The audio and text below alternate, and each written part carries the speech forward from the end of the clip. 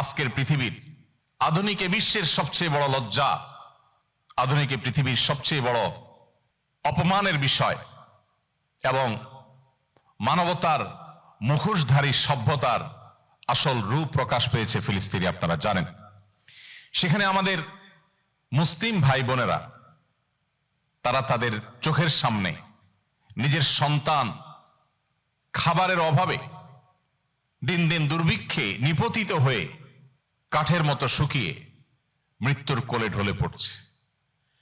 পৃথিবীর কোনো মা বাবার সামনে তার সন্তানকে হত্যা করা, কোন অস্ত্র দিয়ে তাকে শেষ করে দেওয়া, এটা এতটা কষ্টের নয় যতটা কষ্টের একজন মায়ের সামনে, একজন বাবার সামনে সন্তান অনাহারে, ক্ষুধায়, তৃষ্ণায় শুকিয়ে কাঠ হয়ে মৃত্যুবরণ করার মধ্যে। প্রিয় ভাইয়েরা আমার, আজকের পৃথিবীতে যা হচ্ছে, মানব ইতিহাসে বহু বর্বরতা ইতিপূর্বে হয়েছে। সেই রোমের কলোসিয়াম থেকে নিয়ে মানব ইতিহাসে অনেক বর্বর ঘটনা ঘটেছে, আমরা জানি। কিন্তু আজকের পৃথিবীতে যেটি হচ্ছে, ফিলিস্তিনের মাটিতে গাজায় যেটি হচ্ছে, এটি মানব সভ্যতার এক বিরল ঘটনা। ইতিপূর্বে মানব সভ্যতা এত নিকৃষ্টতম অমানবিক আচরণ, এত মর্মান্তিক পশুসুলভ আচরণ পৃথিবীতে ইতিপূর্বে কেউ কখনো দেখেনি।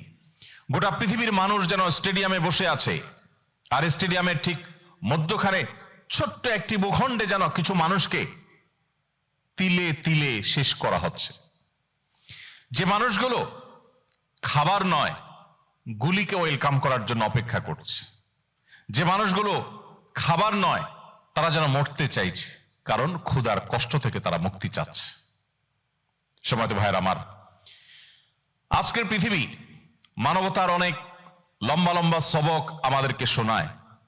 আজকের এই পৃথিবী মানবাধিকারের অনেক বড় বড় স্লোগান আমাদেরকে শোনায়। কিন্তু আমরা দেখতে পাই যে গোটা বিশ্বের মানুষের বাসায় খাবার নষ্ট হচ্ছে, উপচে পড়ছে, অথচ ছোট্ট একটি জায়গা, ছোট্ট একটা শহর, সেখানে মানুষ না খেয়ে কঙ্কাল হয়ে হয়ে শুধুমাত্র মৃত্যুর প্রহর গুনছে। গোটা বিশ্বের মানুষ তাদেরকে খাবার দেওয়ার জন্য প্রস্তুত। মানুষের একজন আসামি, একজন অপরাধী মানুষ হলেও কেউ, তারও মৃত্যুদণ্ড কার্যকর করা হলেও তার আগ মুহূর্তেও তাকে খাবারের সুযোগটা দেওয়া হয়। কিন্তু দিনকে দিন, মাসকে মাস, বছরকে বছর এই সব শহরের মানুষকে, গাজা শহরের মানুষগুলোকে না খেয়ে মৃত্যুর মুখে ঠেলে দেওয়া হচ্ছে, এবং গোটা পৃথিবীর মানুষ নির্বিকার চেয়ে চেয়ে দেখছে। এই যে মুসলিমদের কষ্ট, সেই কষ্টটা নিজের ভেতর থেকে অনুভব করা, সেই কষ্টটাকে ফিল করা, এই কষ্টটাকে ধারণ করা, এই কষ্টে আপনার আমার চোখে পানি আসা, আমাদের অন্তরটা বিগলিত হওয়া, নিজের সন্তানকে নিয়ে যখন আমরা আনন্দ ফুর্তিতে মগ্ন হই, তখন সেই সন্তানগুলোর কথা মনে করা, এটা আমাদের ঈমানের দাবি। সম্মানিত ভাইরা, সেই দাবি আমাদেরকে আদায় করতে হবে, এবং সেই দাবি আদায়ের জন্য সবার আগে আমাদের মধ্যে ঈমানের জাগরণ তৈরি করতে হবে। ঈমানের জাগরণ না থাকার ফলে আজকে আমাদের অনুভূতিগুলো মরে গেছে, আমাদের অভিব্যক্তিগুলো শেষ হয়ে গেছে, আমাদের উপলব্ধি করবার ক্ষমতা আমরা হারিয়ে ফেলেছি। আমরা খেয়ে পরে অন্য 10টা পশু বা অন্য 10টা প্রাণী কিংবা ভিন ধর্মী কোনো মানুষ যেভাবে দিনাতিপাত করছে, ঠিক একইভাবে আমরাও স্বাভাবিক দিন যাপন করছি। সময়ত উপস্থিতি, আজ এই মাজলুম মানুষগুলোর জন্য আমাদের দায়িত্বশীল ভূমিকা রাখবার প্রয়োজন আছে। আমরা দেখি অস্ট্রেলিয়া, ইউকে এবং ইউরোপের অনেকগুলো দেশ আজ দেরিতে হলেও, মৌখিক হলেও ফিলিস্তিন রাষ্ট্রকে তারা স্বীকৃতি দিয়েছে। আজকে অনেক দেশে হাজার হাজার লাখ লাখ মানুষ তারা প্রতিবাদে ক্ষোভে ফুটে পড়েছে।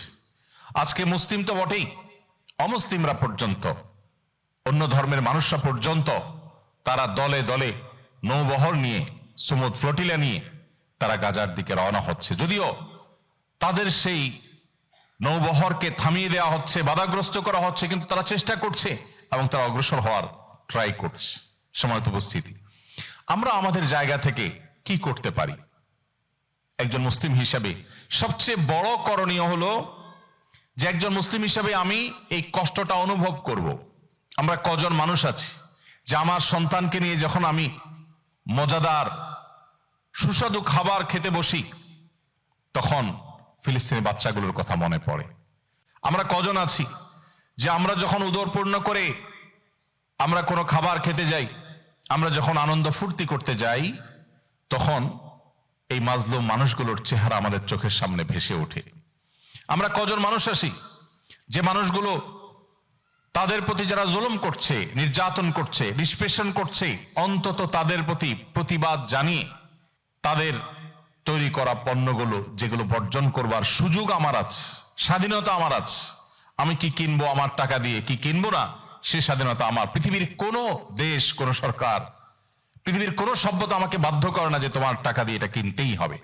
অতএব আমার ক্ষমতার মধ্যে যেটুকু আছে সে দায়িত্বটুকু অন্তত মুসলিম ভ্রাতৃত্ব বোধ থেকে, মাজলুমদের প্রতি সহমর্মিতা প্রকাশের জায়গা থেকে আমরা কজন মানুষ প্রকাশ করতে পেরেছি?